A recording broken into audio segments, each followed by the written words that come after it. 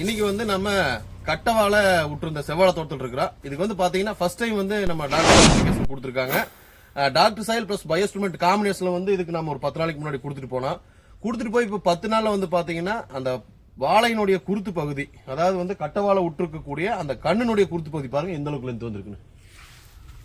இந்த இலைகள் வந்து நீளமாகவும் அகலமாகவும் வர்றது வந்து செடிக்கு வந்து ரொம்ப பயன்பாடு கொடுக்கும்.